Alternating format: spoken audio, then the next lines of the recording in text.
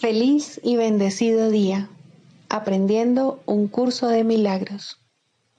El secreto de la verdadera oración es olvidarte de las cosas que crees necesitar. Pedir algo específico es igual que ver el pecado primero y luego perdonarlo.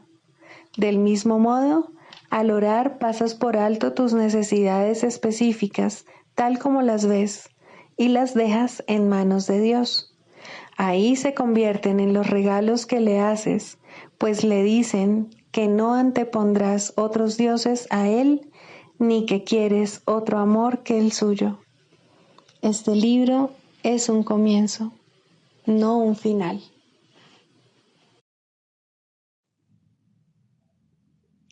Del prefacio, que postula párrafo 4. Una vez que alguien queda atrapado en el mundo de la percepción, queda atrapado en un sueño.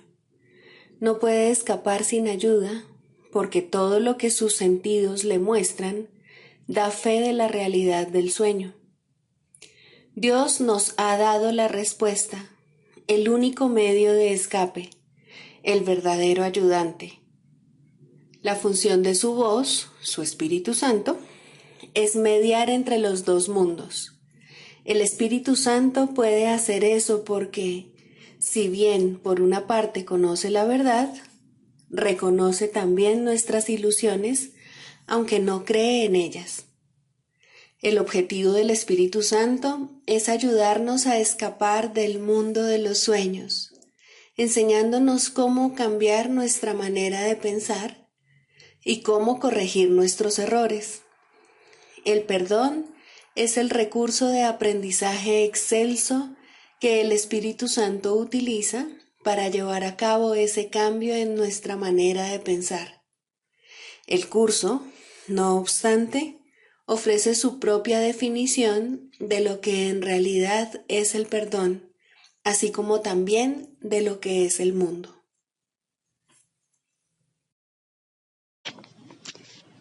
Introducción. Este es un curso de milagros, es un curso obligatorio.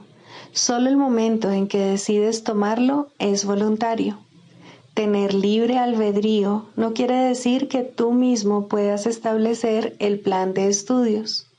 Significa únicamente que puedes elegir lo que quieres aprender en cualquier momento dado. Este curso no pretende enseñar el significado del amor, pues eso está más allá de lo que se puede enseñar. Pretende, no obstante, despejar los obstáculos que impiden experimentar la presencia del amor, el cual es tu herencia natural. Lo opuesto al amor es el miedo, pero aquello que todo lo abarca no puede tener opuestos. Este curso puede, por lo tanto, resumirse muy simplemente de la siguiente manera. Nada real puede ser amenazado. Nada irreal existe. En esto radica la paz de Dios.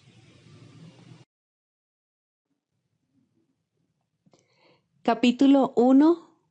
El significado de los milagros. Primero, principios de los milagros. Principio 29.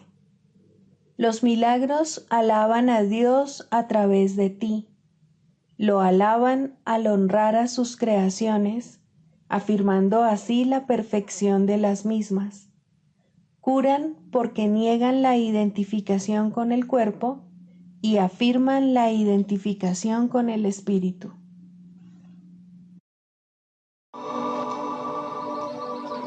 Capítulo 21. Razón y percepción. 7. La última pregunta que queda por contestar. ¿No te das cuenta de que todo tu sufrimiento procede de la extraña creencia de que eres impotente? Ser impotente es el precio del pecado. La impotencia es la condición que impone el pecado, el requisito que exige para que se pueda creer en él. Solo los impotentes podrían creer en el pecado.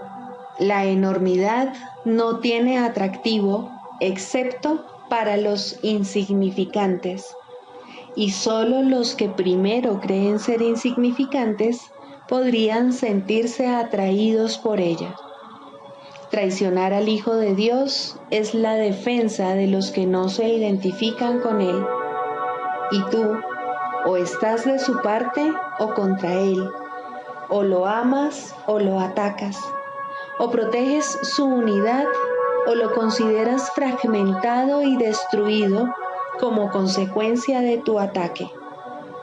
Nadie cree que el Hijo de Dios sea impotente, y aquellos que se ven a sí mismos como impotentes deben creer que no son el Hijo de Dios. ¿Qué podrían ser, entonces, sino su enemigo? ¿Y qué podrían hacer sino envidiarle su poder y, como consecuencia de su envidia, volverse temerosos de dicho poder?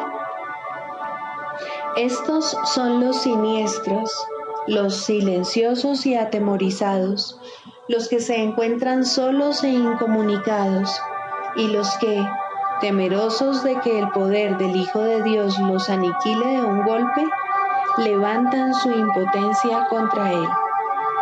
Se unen al ejército de los impotentes para librar su guerra de venganza, amargura y rencor contra Él, a fin de que Él se vuelva uno con ellos. Y puesto que no saben que son uno con Él, no saben a quién odian. Son en verdad un ejército lamentable, cada uno de ellos tan capaz de atacar a su hermano o volverse contra sí mismo, como de recordar que una vez todos creyeron tener una causa común. Los siniestros dan la impresión de estar frenéticos, de ser vociferantes y fuertes, mas no saben quién es su enemigo, sino solo que lo odian.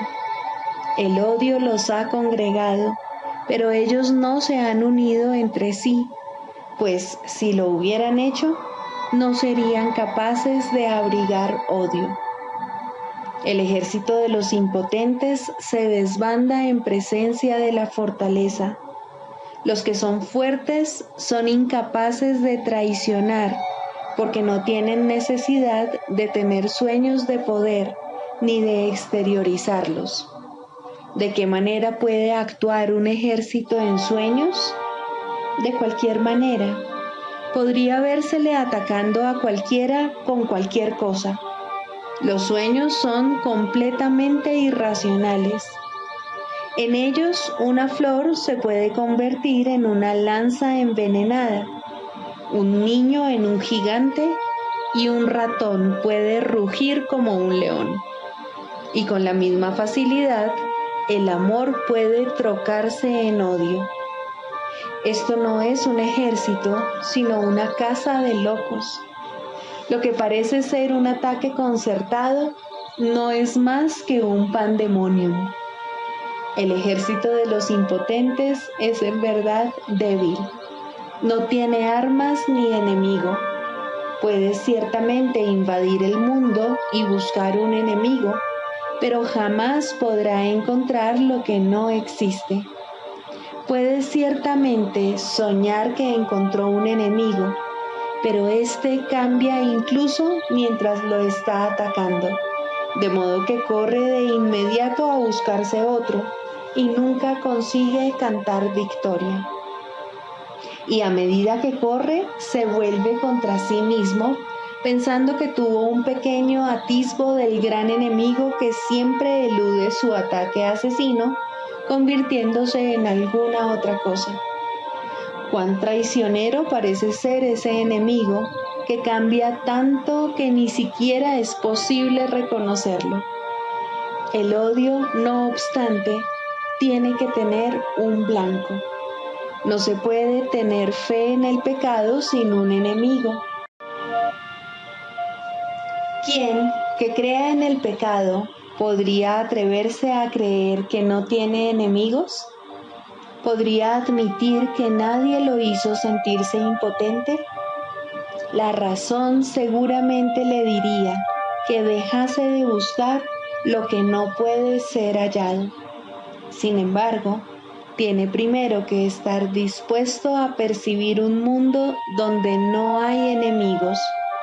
No es necesario que entienda cómo sería posible que él pudiese ver un mundo así.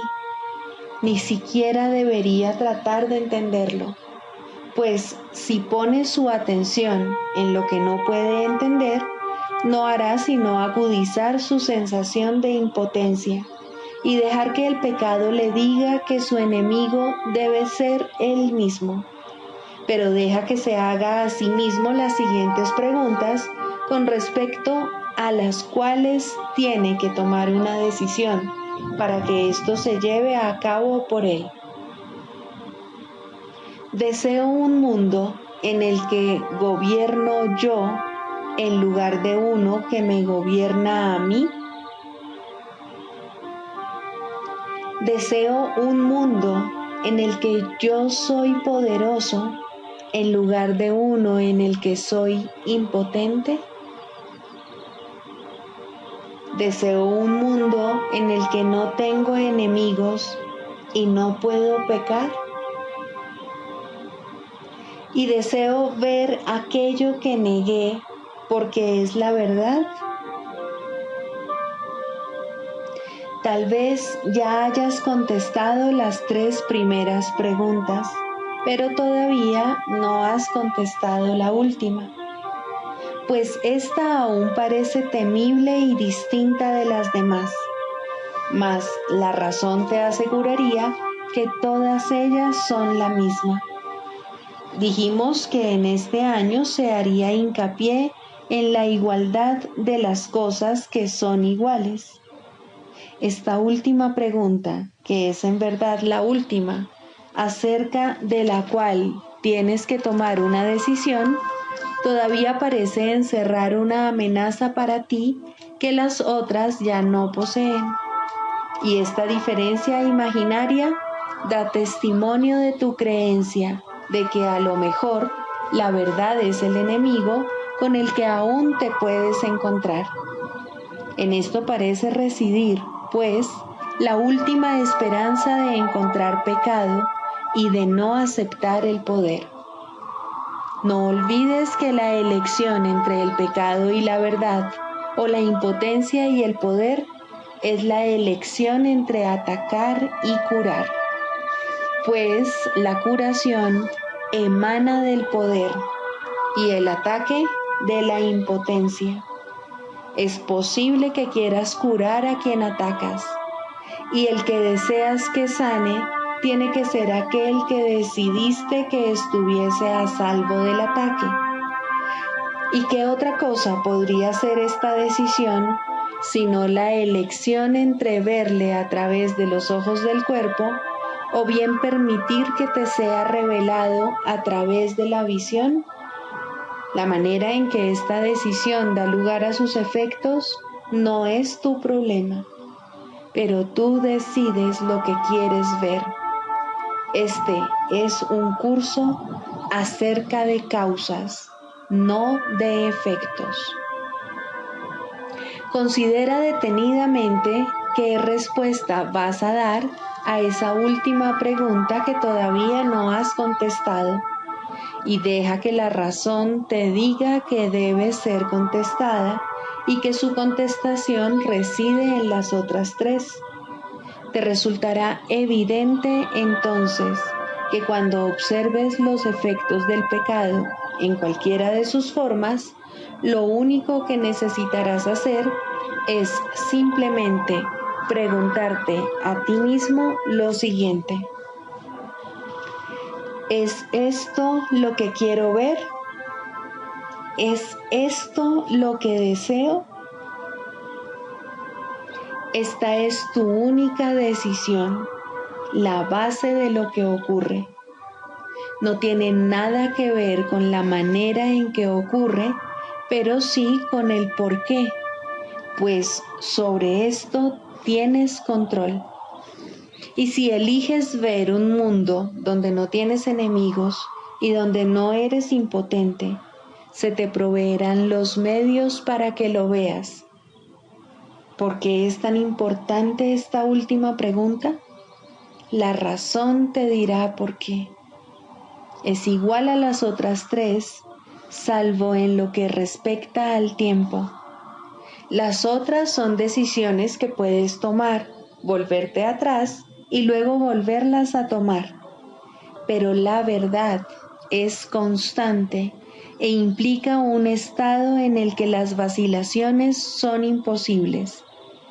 Puedes desear un mundo en el que tú gobiernas y no uno en que te gobierna a ti, y luego cambiar de parecer. Puedes desear intercambiar tu impotencia por poder y luego perder ese deseo cuando un ligero destello de pecado te atrae. Y puedes desear ver un mundo incapaz de pecar y sin embargo permitir que un enemigo te tiente a usar los ojos del cuerpo y a cambiar de parecer. El contenido de todas esas preguntas es el mismo, pues cada una de ellas te pregunta si estás dispuesto a intercambiar el mundo del pecado por lo que el Espíritu Santo ve, puesto que es esto lo que el mundo del pecado niega. Los que ven el pecado, por lo tanto, están viendo la negación del mundo real. Sin embargo, la última pregunta suma a tu anhelo de querer ver el mundo real el deseo de permanencia, de tal forma que ese deseo se convierta en el único que tengas.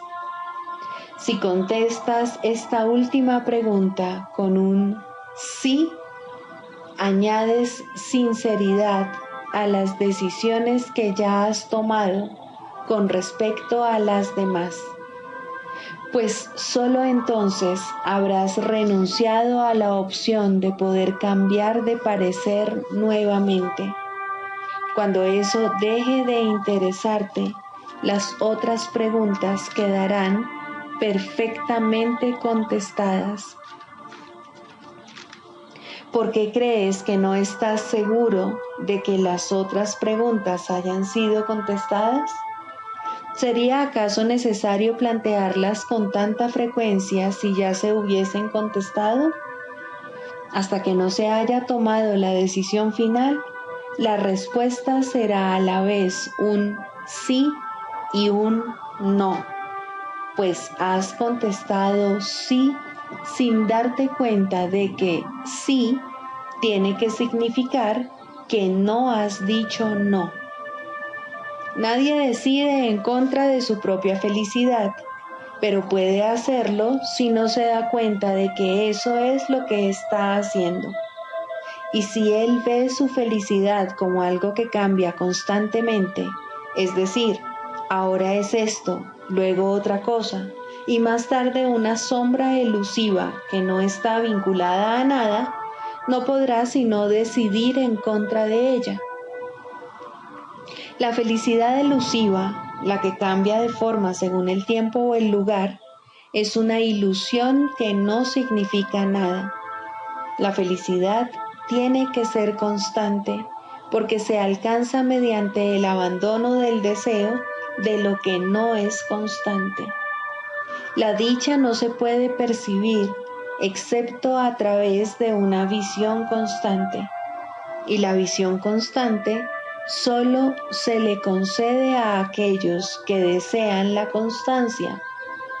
El poder del deseo del Hijo de Dios sigue siendo la prueba de que todo aquel que se considera a sí mismo impotente está equivocado. Desea lo que quieres y eso será lo que contemplarás y creerás que es real. No hay un solo pensamiento que esté desprovisto del poder de liberar o de matar, ni ninguno que pueda abandonar la mente del pensador o dejar de tener efectos sobre él. Libro de ejercicios, pregunta 9. ¿Qué es el segundo advenimiento? El segundo advenimiento de Cristo, que es tan seguro como Dios, es simplemente la corrección de todos los errores y el restablecimiento de la cordura. Es parte de la condición que reinstaura lo que nunca se perdió y reestablece lo que es eternamente verdad. Es la invitación que se le hace a la palabra de Dios para que ocupe el lugar de las ilusiones, la señal de que estás dispuesto a dejar que el perdón descanse sobre todas las cosas, sin excepción y sin reservas. La naturaleza totalmente inclusiva del segundo advenimiento de Cristo es lo que le permite envolver al mundo y mantenerte a salvo en su dulce llegada, la cual abarca a toda cosa viviente junto contigo. La liberación a la que el segundo advenimiento da lugar no tiene fin, pues la creación de Dios es ilimitada. La luz del perdón ilumina el camino del segundo advenimiento, porque refulge sobre todas las cosas a la vez y cual una sola. Y así, por fin, se reconoce la unidad. El segundo advenimiento marca el fin de las enseñanzas del Espíritu Santo, allanando así el camino para el juicio final, en el que el aprendizaje termina con un último resumen que se extenderá más allá de sí mismo hasta llegar a Dios. En el segundo advenimiento, todas las mentes se ponen en manos de Cristo para serle restituidas al Espíritu en el nombre de la verdadera creación y de la voluntad de Dios. El segundo advenimiento es el único acontecimiento en el tiempo que el tiempo mismo no puede afectar, pues a todos los que vinieron a morir aquí o aún han de venir, o a aquellos que están aquí ahora, se les libera igualmente de lo que hicieron. En esta igualdad se reinstaura a Cristo como una sola identidad, en la cual los hijos de Dios reconocen que todos ellos son uno solo. Y Dios el Padre le sonríe a su Hijo, su única creación y su única dicha. Ruega, pues, porque el segundo advenimiento tenga lugar pronto, pero no te limites a eso, pues necesita tus ojos, tus oídos, tus manos y tus pies. Necesita tu voz, pero sobre todo, necesita tu buena voluntad. Regocijémonos de que podamos hacer la voluntad de Dios y unirnos en su santa luz. Pues mirad, el Hijo de Dios es uno solo en nosotros y podemos alcanzar el amor de nuestro Padre a través de Él.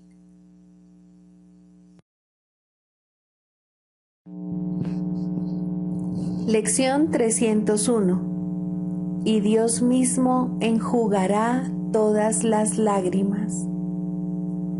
Padre, a menos que juzgue, no puedo sollozar.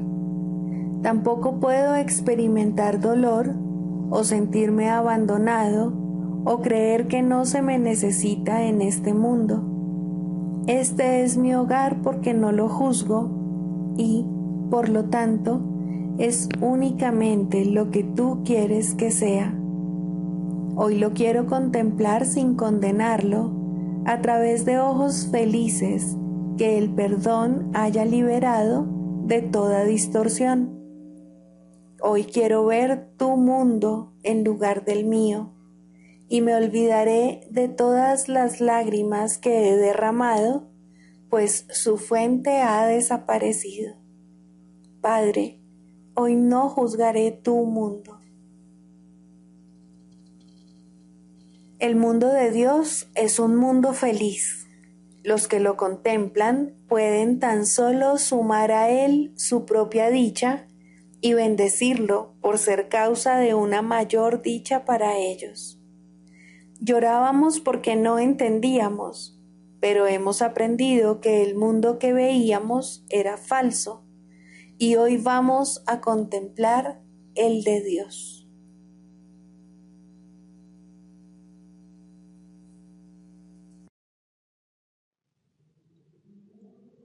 Del Manual para el Maestro, pregunta 4. ¿Cuáles son las características de los maestros de Dios?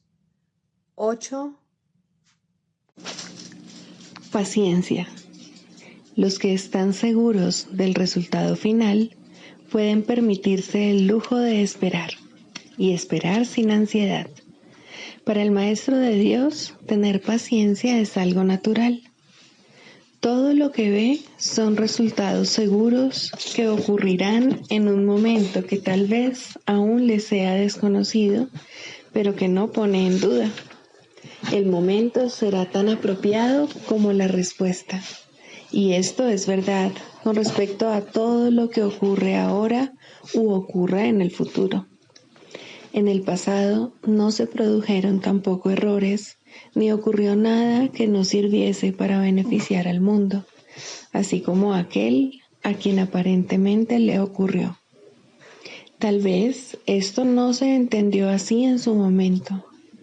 Con todo, el Maestro de Dios está dispuesto a reconsiderar todas sus decisiones pasadas, si éstas le están causando dolor a alguien. Tener paciencia es algo natural para aquellos que tienen confianza. Seguros de la interpretación final de todas las cosas en el tiempo, ningún resultado, ya visto o por venir, puede causarles temor alguno.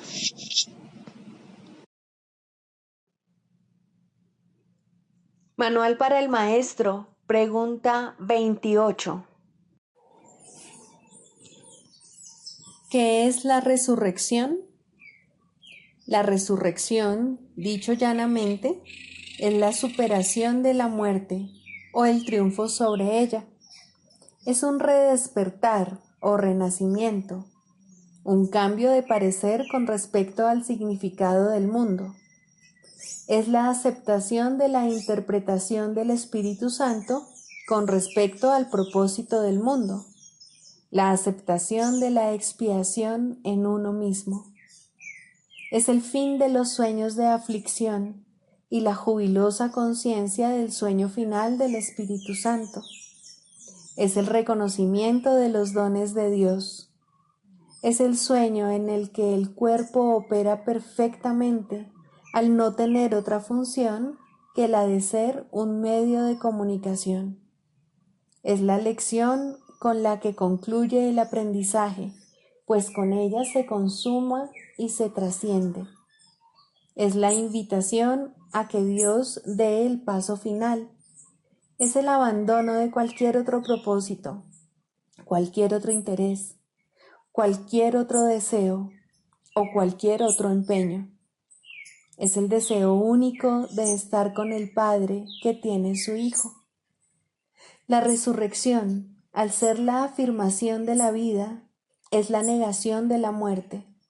De esta manera, la forma de pensar del mundo se invierte por completo. Ahora se reconoce que la vida es la salvación y cualquier clase de dolor o aflicción se percibe como el infierno. Ya no se le teme al amor, sino que se le da jubilosamente la bienvenida. Los ídolos han desaparecido y el recuerdo de Dios brilla en el mundo sin ninguna obstrucción. Se ve la faz de Cristo en toda cosa viviente y no se mantiene nada en la oscuridad, excluido de la luz del perdón.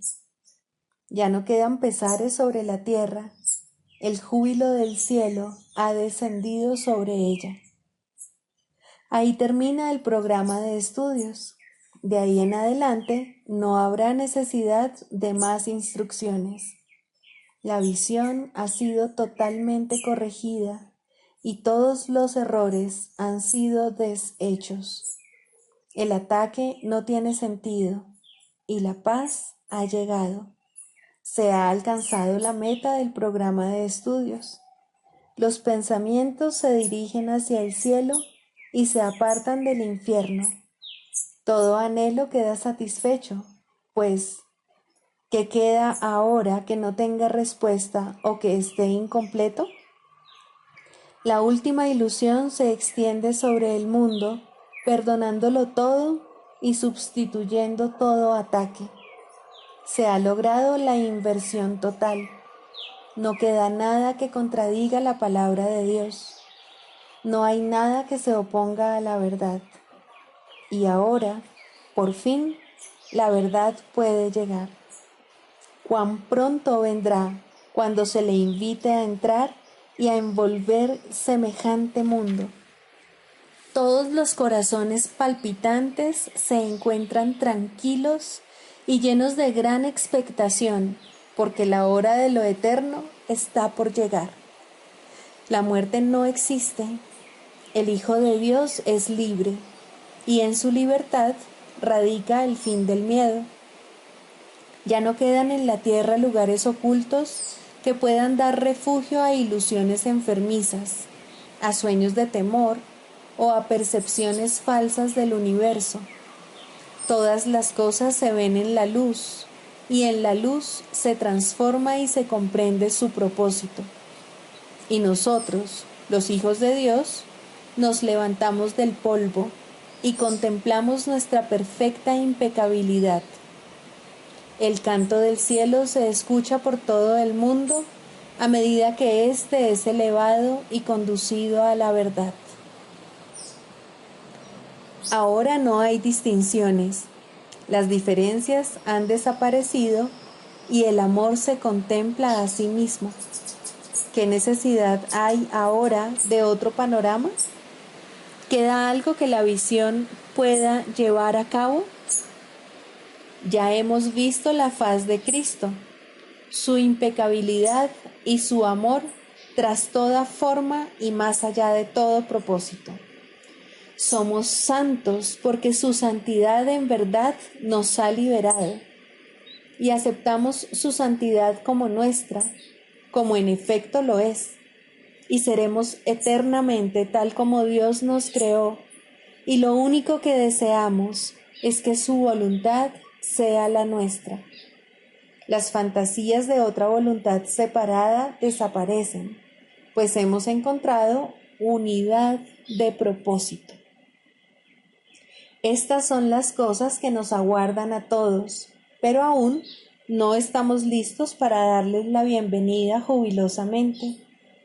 Mientras quede una sola mente poseída por sueños de maldad, el pensamiento del infierno será real. Los maestros de Dios tienen como meta despertar las mentes de aquellos que duermen y ver la visión de la faz de Cristo, ocupar el lugar de lo que ellas sueñan. El pensamiento de asesinato es reemplazado por bendiciones. Se abandonan los juicios y se le entregan a aquel cuya función es juzgar. Y en su juicio final se restaura la verdad del Santo Hijo de Dios. Él ha sido redimido, pues ha escuchado la palabra de Dios y ha comprendido su significado. Es libre porque ha permitido que la voz de Dios proclame la verdad. Y todos aquellos a quienes antes pensó crucificar, resucitan ahora con Él, a su lado, según se prepara con ellos para encontrarse con su Dios.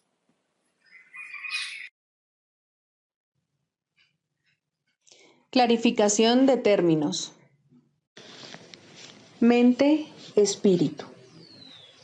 El término mente se utiliza para representar el principio activo del espíritu, el cual le suministra a éste su energía creativa. Cuando el término va con mayúscula, se refiere a Dios o a Cristo, es decir, a la mente de Dios o a la mente de Cristo. El espíritu es el pensamiento de Dios que Él creó semejante a sí mismo. El espíritu unificado es el único Hijo de Dios o Cristo. En este mundo, puesto que la mente está dividida, los hijos de Dios parecen estar separados. Sus mentes, asimismo, no parecen estar unidas. En ese estado ilusorio, el concepto de una mente individual parece tener sentido. En el curso, por lo tanto, se describe a la mente como si consistiera de dos partes, el espíritu y el ego. El espíritu es la parte que aún se mantiene en contacto con Dios a través del Espíritu Santo, quien, aunque mora en esa parte, también ve la otra. No se usa el término alma, excepto en citas directas de la Biblia, por ser un término sumamente polémico. En cualquier caso, sería un equivalente de espíritu, entendiéndose que, al formar parte del ámbito de Dios, es eterna y nunca nació. La otra parte de la mente es completamente ilusoria y solo teje ilusiones. El espíritu conserva su potencial creativo, pero su voluntad, que es la de Dios, parecerá estar cautiva mientras la mente no esté unificada. La creación continúa imperturbable porque esa es la voluntad de Dios. Dicha voluntad está siempre unificada y por lo tanto no tiene significado en este mundo, no tiene grados ni opuestos. La mente puede gozar de rectitud o estar errada dependiendo de la voz que escuche. La mentalidad recta escucha al Espíritu Santo, perdona al mundo y en su lugar ve el mundo real a través de la visión de Cristo. Esta es la visión final, la última percepción, la condición en la que Dios mismo da el paso final. Ahí, al tiempo y a lo ilusorio les llega su fin. La mentalidad errada escucha al ego y teje ilusiones, percibe el pecado, justifica la ira y considera que la culpabilidad, la enfermedad y la muerte son reales. Tanto este mundo como el mundo real son ilusorios, pues la mentalidad recta simplemente pasa por alto o perdona lo que nunca ocurrió. Por lo tanto, la mentalidad recta no es la mentalidad uno de la mente de Cristo, cuya voluntad es una con la de Dios. La única libertad que aún nos queda en este mundo es la libertad de elegir, y la elección es siempre entre dos alternativas o dos voces. La voluntad no está involucrada en la percepción a ningún nivel y no tiene nada que ver con el proceso de elegir. La conciencia es el mecanismo receptor, el cual recibe mensajes tanto del plano superior como del inferior, del Espíritu Santo o del ego. La conciencia tiene niveles y puede cambiar drásticamente de uno a otro, pero no puede trascender el dominio de lo perceptual. En su nivel más elevado, se vuelve consciente del mundo real y puede ser entrenada para hacer eso cada vez con mayor frecuencia. Sin embargo, el hecho mismo de que tenga niveles y de que pueda ser entrenada demuestra que no puede alcanzar el conocimiento. Primero, los límites en la psicoterapia. El resultado ideal, no obstante, rara vez se alcanza. La terapia comienza con el entendimiento de que la sanación es de la mente y en psicoterapia los que creen esto ya se han acercado entre sí. Puede ser que no lleguen mucho más lejos, pues nadie aprende más allá de su disposición. Sin embargo, los niveles de disposición cambian y cuando el terapeuta o el paciente han alcanzado el siguiente, se les ofrecerá una relación que se adapta a su cambiante necesidad. Tal vez se unan de nuevo y avancen en la misma relación, haciéndola más santa. O tal vez cada uno de ellos se adentrará en otro compromiso. Ten por seguro, cada uno de ellos progresará. Los retrocesos son temporales. La dirección general es de progreso hacia la verdad. La psicoterapia de por sí no puede ser creativa. Este es uno de los errores que el ego fomenta, que es capaz de verdadero cambio y, por consiguiente, de verdadera creatividad. Cuando hablamos de la ilusión salvadora o de el sueño final, no es esto lo que queremos decir, pero aquí radica la última defensa del ego. La resistencia es su manera de ver las cosas, su interpretación del progreso y del crecimiento. Estas interpretaciones estarán necesariamente equivocadas, puesto que son ilusorias.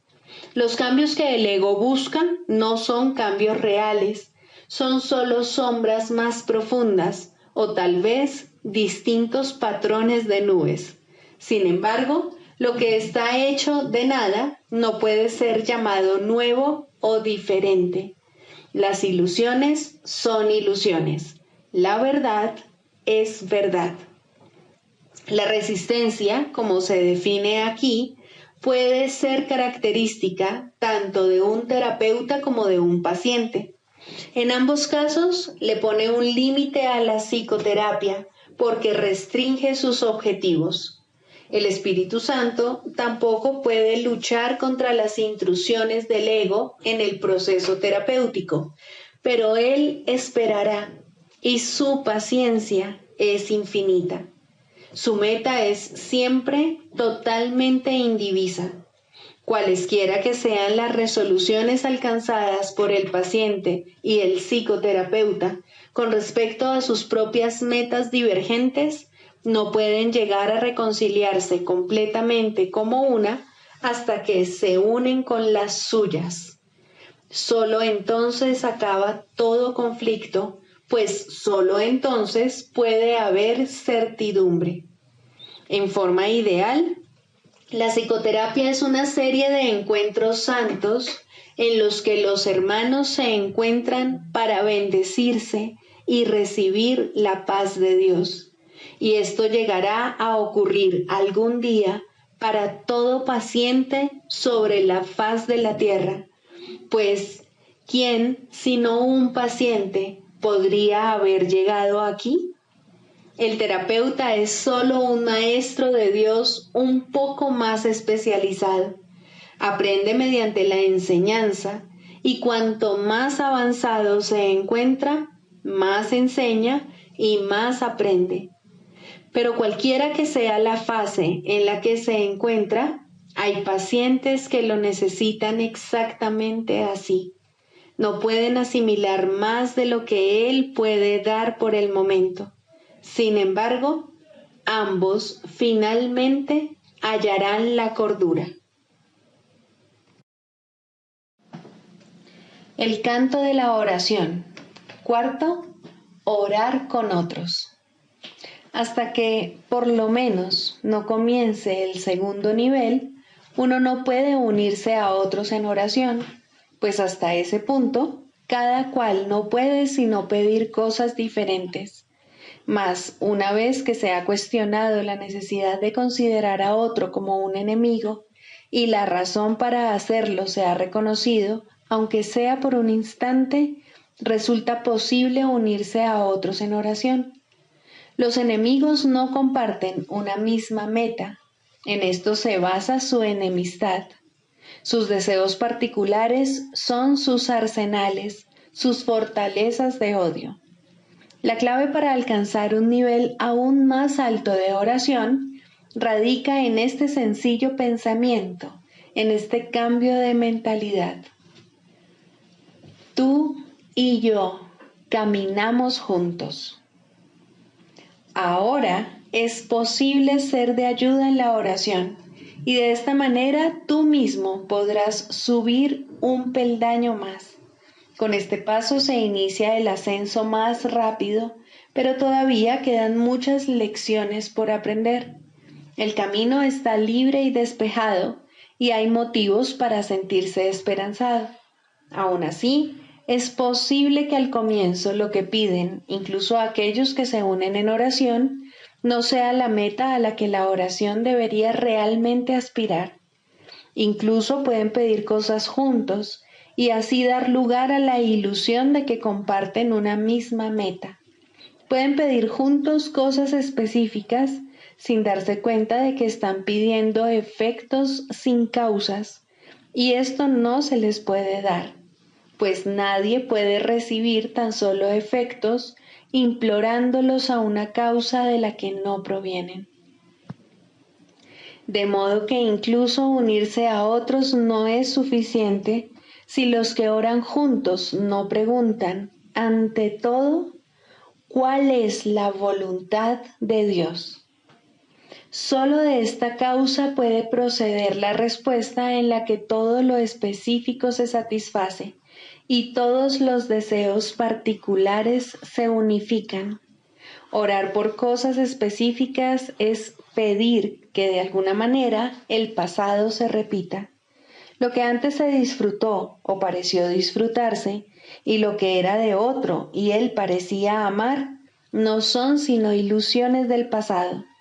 El objetivo de la oración es liberar el presente de su encadenamiento a las ilusiones del pasado y que la deje ser un remedio que se escoge libremente para corregir cada elección errónea que se haya tomado. Lo que la oración puede ofrecer ahora excede en tal medida todo cuanto antes pedías, que sería una lástima que te contentases con menos. Cada vez que oras, estás eligiendo tener nueva oportunidad. La sofocarías y encarcelarías en viejas prisiones cuando ha llegado la oportunidad de liberarte de todas ellas a la vez. No restrinjas tu pedir. La oración puede traer la paz de Dios. ¿Qué cosa ligada al tiempo podría darte más que esto durante el breve lapso que perdura antes de desmoronarse en polvo?